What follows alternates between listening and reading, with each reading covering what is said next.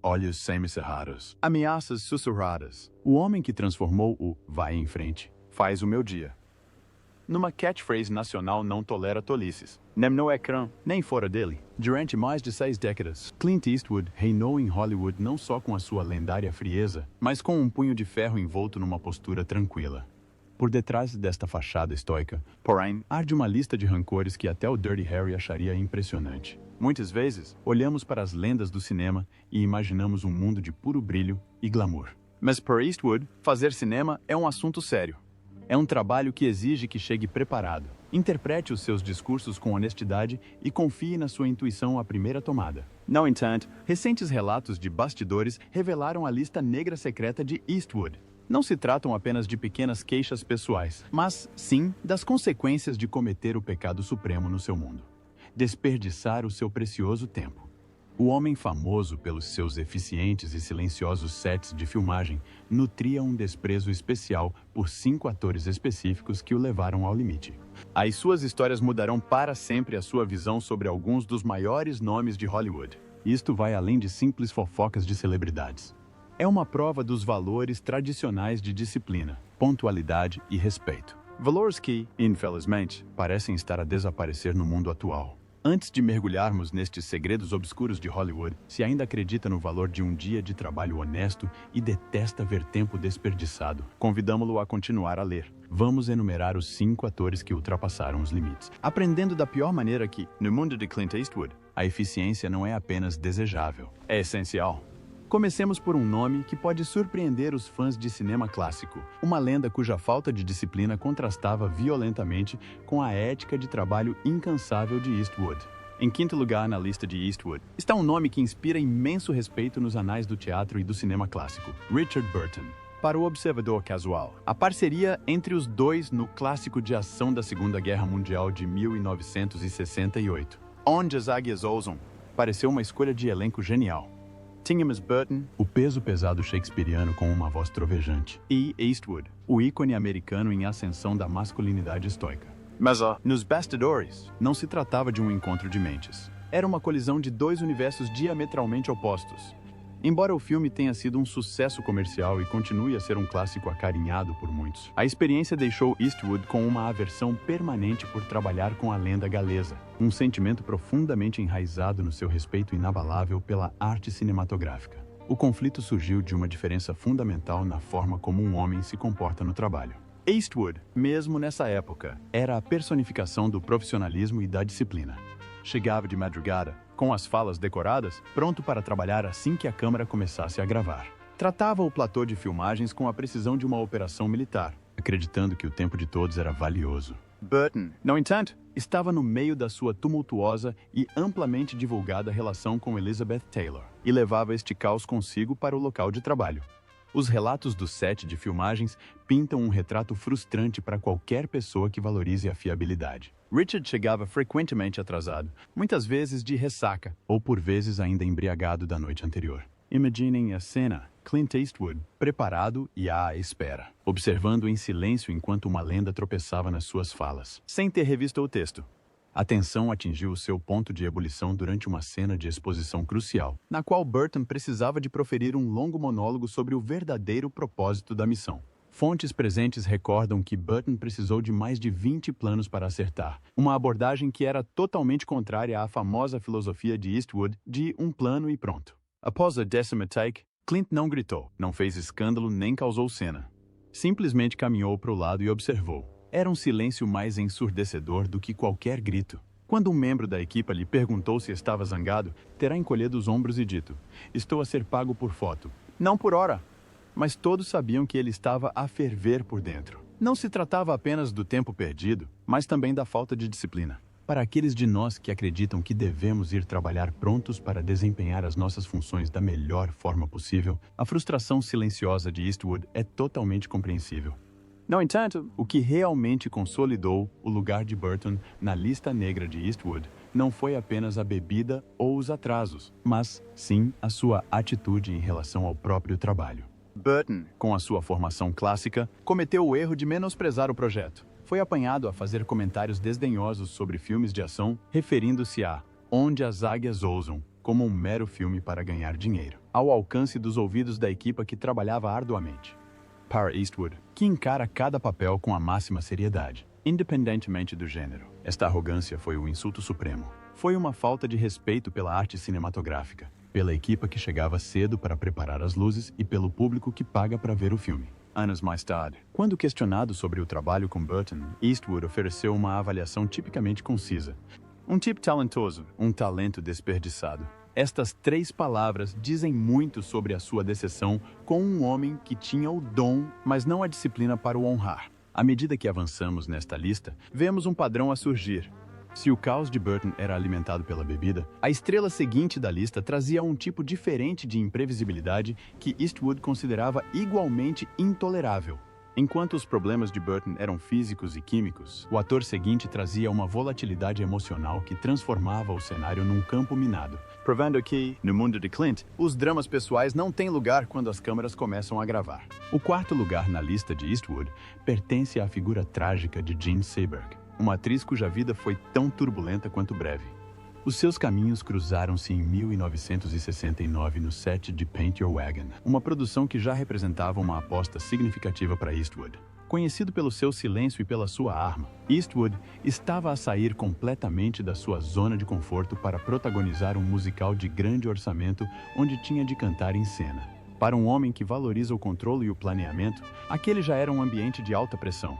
Precisava de uma parceira sólida como uma rocha, alguém em quem se pudesse apoiar profissionalmente. Em vez disso, M. Seberg encontrou uma coestrela que estava a desmoronar-se. Embora Seberg seja recordada pelo seu papel icônico em Acossado e pela dolorosa perseguição que sofreu por parte do FBI, devido ao seu ativismo político, a sua relação com Eastwood deixou uma impressão negativa duradoura no futuro realizador, em grande parte devido à sua incapacidade de separar os seus problemas pessoais das suas obrigações profissionais. O ambiente no set foi descrito pelos membros da equipa como caótico, uma palavra que é a antítese de tudo o que Eastwood representa. Seberg estava a lidar com problemas pessoais profundos que afetavam muito o seu trabalho. Enquanto Clint encarava o canto e a dança com a mesma determinação e disciplina implacáveis que aplicava a um tiroteio, tratando-os como um trabalho que simplesmente precisava de ser feito corretamente. Jean parecia existir num mundo completamente diferente. Havia dias em que toda a produção parava, porque ela estava a ter uma crise emocional no seu trailer. Para o metódico Eastwood, esta imprevisibilidade era profundamente frustrante. Coreógrafo em contraste. Clint estava no seu ponto, pronto para trabalhar, enquanto Jean estava ausente ou perturbada.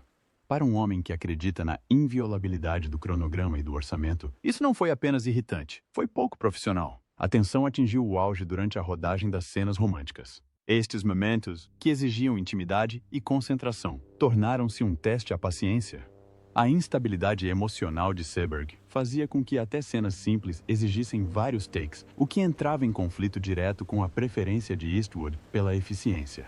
Mas o que realmente o incomodava era a tendência dela para sair da personagem a meio da cena. Interrompia o fluxo da representação para questionar o guião ou sugerir alternativas, obcecada com a motivação da sua personagem enquanto as câmeras estavam a filmar. Uma supervisora de guião lembrou-se de um caso específico em que simplesmente tinham de andar e falar. Clint sabia as suas falas de cor. Jane, no entanto, parava constantemente para perguntar por que é que a sua personagem estava a dizer o que estava a dizer. Após a 5ª interrupção, o notoriamente paciente Eastwood simplesmente afastou-se. Regressou 10 minutos depois e disse: "Com calma, mais firmeza.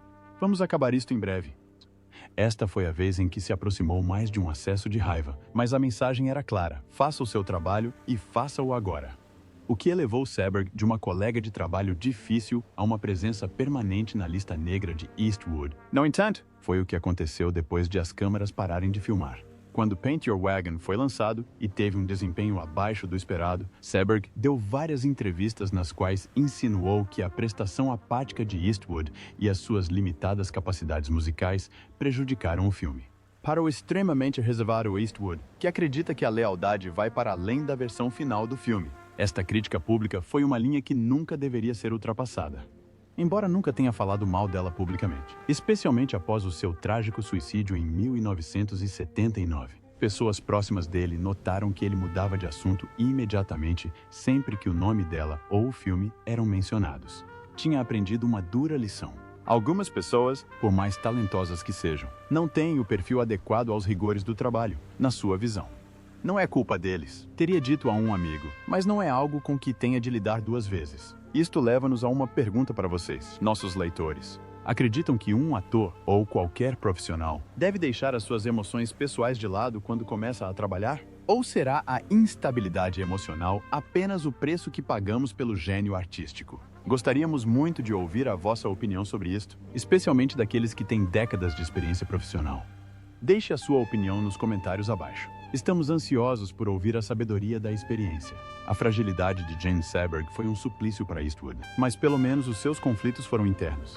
O nome seguinte da nossa lista, no entanto, representou um desafio de natureza completamente diferente. Se Seberg era uma tempestade de lágrimas, o homem em terceiro lugar era um furacão de agressividade. Um tigre que ousou desafiar o estatuto de alfa de Eastwood diretamente no seu próprio set de filmagens.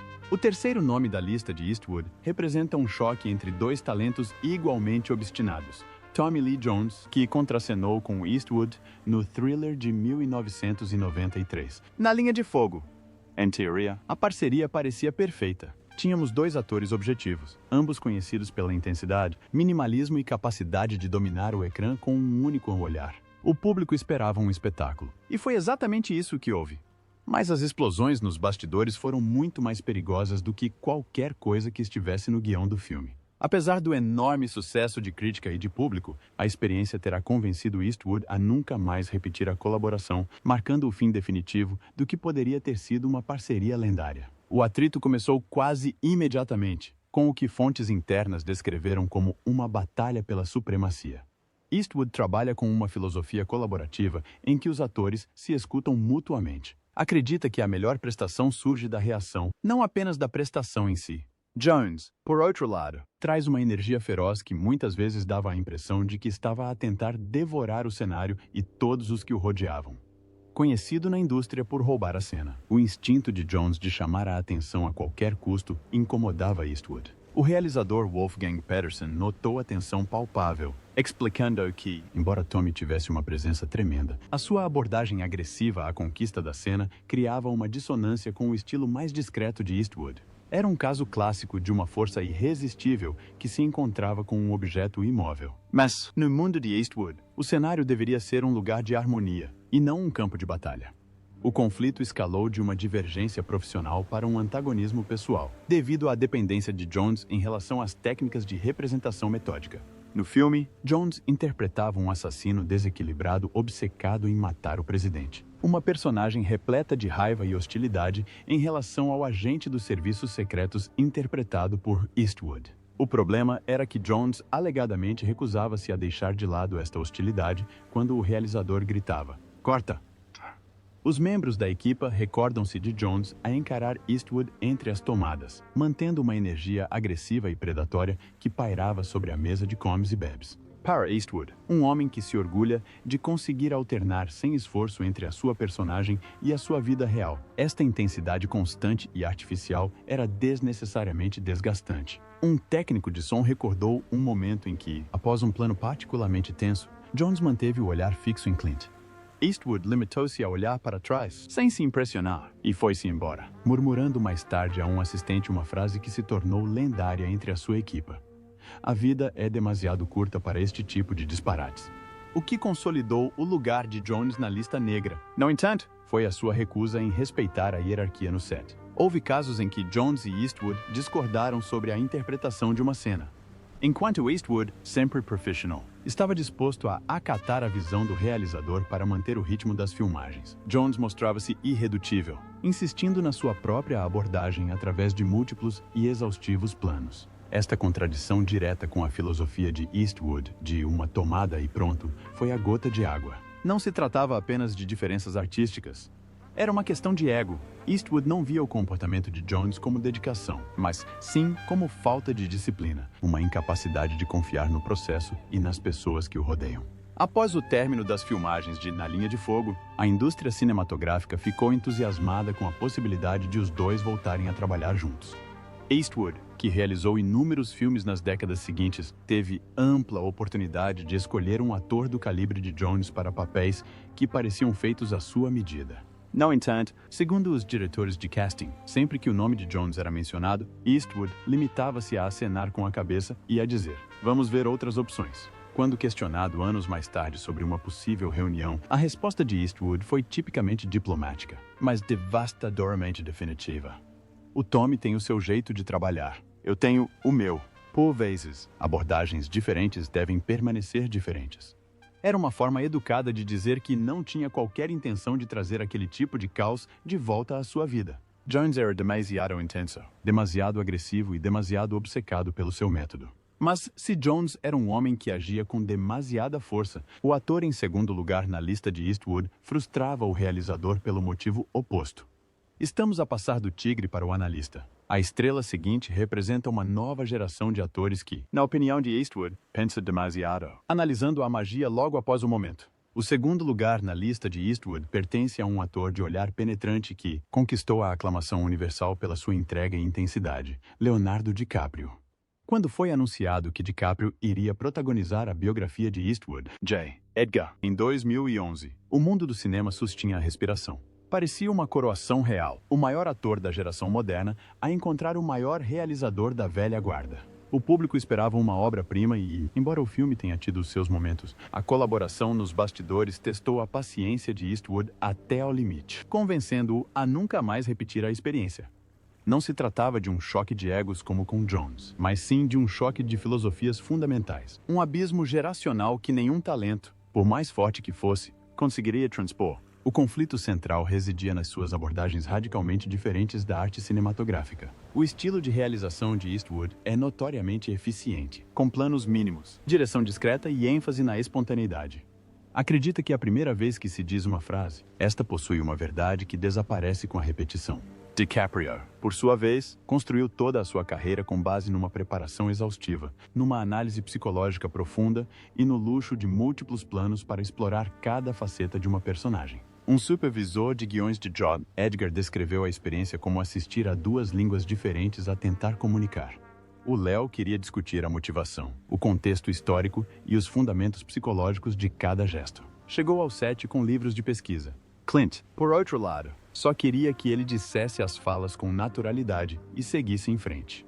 Nenhum dos dois estava errado. Ambos são mestres nas suas respectivas áreas, mas eram completamente incompatíveis. A tensão tornou-se dolorosamente evidente durante as filmagens das cenas emocionalmente mais exigentes do filme. Segundo várias fontes presentes no set, DiCaprio pedia frequentemente planos adicionais para experimentar diferentes abordagens ou atingir nuances emocionais específicas.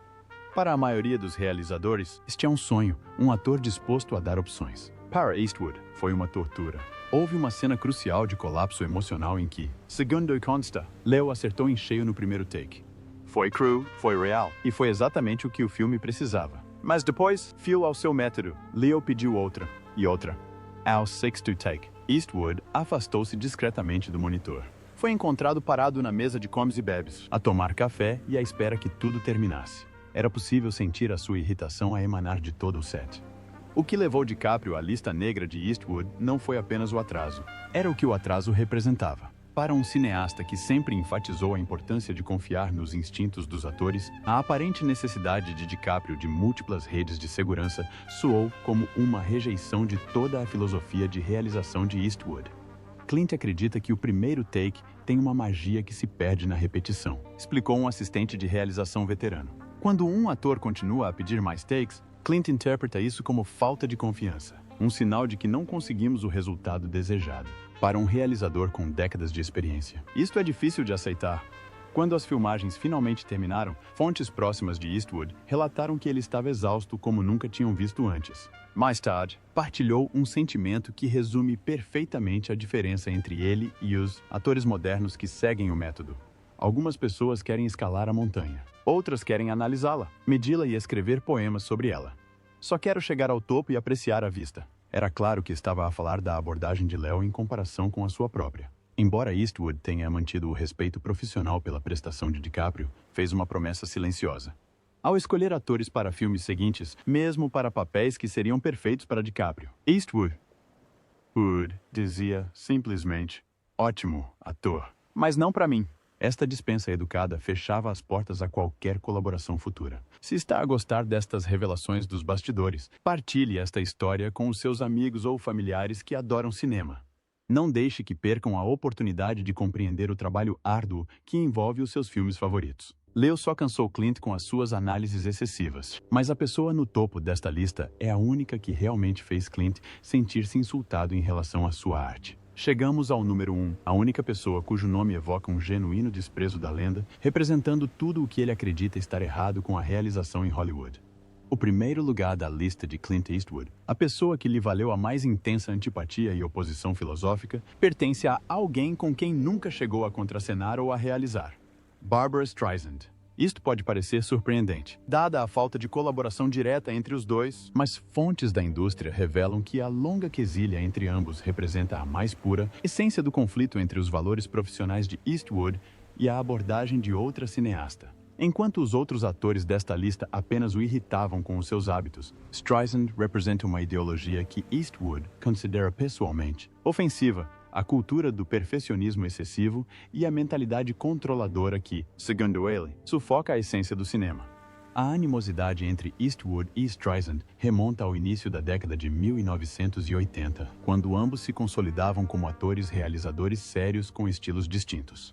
Streisand era conhecida pela sua atenção meticulosa, quase obsessiva, aos detalhes, exigindo muitas vezes dezenas de planos para obter a iluminação ou a afinação perfeitas. Eastwood, por outro lado, construía uma reputação como Clint do plano sequência, um realizador capaz de terminar um filme com um orçamento reduzido e antes do prazo, enquanto todos os outros ainda preparavam a primeira cena. Um produtor que conhecia ambos os atores comentou que Clint terminava filmes inteiros no tempo que Barbra demorava a filmar uma única cena. Para um homem que se orgulhava da sua ação decisiva e de seguir em frente, o método de Streisand não era apenas diferente, era egocêntrico. A tensão tornou-se pública durante a temporada de prêmios de 1992, ano em que o clássico western de Eastwood, Os Imperdoáveis, competiu com o drama emocionante de Streisand, O Príncipe das Marés. Streisand foi notoriamente ignorada na categoria de melhor realizador, apesar do seu filme ter recebido várias outras nomeações, o que gerou um aceso debate sobre o preconceito de gênero em Hollywood.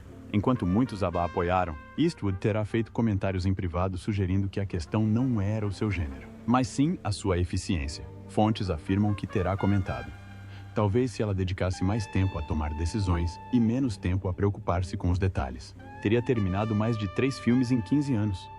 Esta crítica mordaz transformou-se em antipatia mútua quando Streisand terá respondido questionando a profundidade da obra de Eastwood, sugerindo que a sua rapidez comprometia a ressonância emocional. Para um cineasta que acredita que pensar demasiado mata a autenticidade, esta crítica atingiu o cerne dos seus valores artísticos. No entanto, a disputa atingiu o seu auge e Eastwood obteve a sua vindicação definitiva durante a produção de As Pontes de Madison County, em 1995. Este projeto tornou-se o campo de batalha onde as suas duas filosofias entraram em conflito. Streisand esteve ligada ao projeto durante anos, idealizando uma adaptação ampla e detalhada, repleta de história pregressa e complexidade. Quando finalmente deixou o projeto, Eastwood assumiu a realização e o papel principal. Reduziu imediatamente tudo ao essencial, removendo a desordem e focando-se inteiramente na história de amor crua e simples. Filma com a sua velocidade característica, criando um ambiente de intimidade silenciosa que permitiu à sua co-estrela, Meryl Streep, apresentar uma das maiores performances da sua carreira. O resultado foi um triunfo de crítica e de público que muitos viram como uma refutação direta à visão de Streisand. Eastwood pegou no mesmo material em que ela tinha trabalhado arduamente durante anos e transformou-o numa obra-prima numa fração do tempo, provando de uma vez por todas que a simplicidade detém muitas vezes mais poder do que a complexidade. Segundo pessoas próximas, Eastwood sentiu uma satisfação silenciosa e profunda com este resultado. Era a prova de que a sua eficiência não comprometia a profundidade emocional. Na verdade, foi a chave para o desvendar. Nas décadas seguintes, os dois cineastas mantiveram uma distância discreta, posicionando-se em lados opostos do espectro cinematográfico.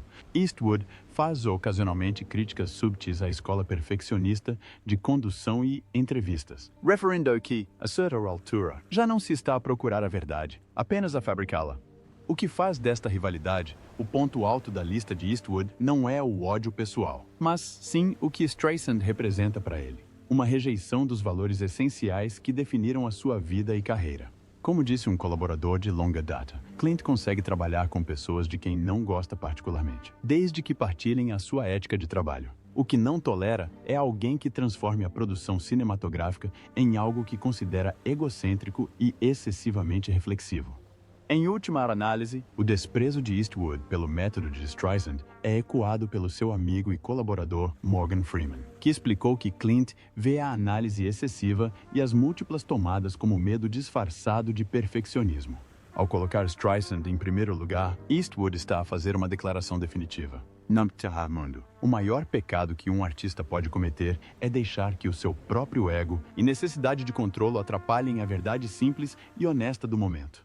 Então, o que é que a lista negra de Eastwood realmente revela sobre o homem? É tentador ver estas histórias meramente como drama de Hollywood, um choque de egos gigantescos em sets multimilionários, mas fazê-lo seria perder o ponto mais profundo. A rejeição de Eastwood destes atores talentosos não é um ato de malícia mesquinha, mas antes um ato de autopreservação artística. Mostra um cineasta que passou a vida a refinar um processo baseado no instinto, na velocidade e na autenticidade crua, e que se recusa a comprometer essa pureza por qualquer pessoa, independentemente da sua fama ou poder de bilheteira. Este compromisso inabalável criou um ecossistema único em Hollywood, um efeito de autoeleição, onde os atores conhecidos pelos seus processos elaborados ou pelas suas necessidades de alta manutenção simplesmente não se dão ao trabalho de procurar papéis nos filmes de Eastwood. Eles sabem, e ele sabe, que seria uma combinação incompatível. Mas para aqueles que estão dispostos a abraçar o seu método, atores como Gene Hackman, Meryl Streep e Hilary Swank, a experiência pode ser transformadora. Swank, que ganhou um Oscar sob a direção de Eastwood em Gold Girl, descreveu a sua experiência no set como incrivelmente libertadora. Quando se sabe que só tem 1 ou 2 takes, sente-se vivo de uma forma diferente. Está-se presente de uma forma que é difícil de manter quando se fazem 20 takes. Numa era em que os filmes são frequentemente controlados minuciosamente por encomendas e polidos até uma perfeição estéril por computadores, Clint Eastwood ergue-se como um monumento a uma época diferente. Lembra-nos que, por vezes, o primeiro pensamento é o melhor. Ele ensina-nos que a preparação é respeitosa, mas a obsessão é destrutiva. E, talvez o mais importante, mostra-nos que a verdadeira autoridade não precisa de gritar. Ela só precisa de saber o que quer e ter a coragem de ir atrás disso sem hesitações. Se apreciou estas histórias inéditas da era dourada do cinema e deseja apoiar conteúdos que homenageiam as lendas do passado, subscreva o nosso canal. Dedicamo-nos a trazer-lhe a história de Hollywood com o respeito que ela merece. E não se esqueça de ativar as notificações para não perder a nossa próxima análise aprofundada da vida das estrelas. No mundo de Eastwood, raramente se tem uma segunda oportunidade de causar uma primeira impressão. Por isso, junte-se a nós na próxima vez, enquanto continuamos a explorar as histórias escondidas da tela prateada. Obrigado pela leitura e mantenha a fé.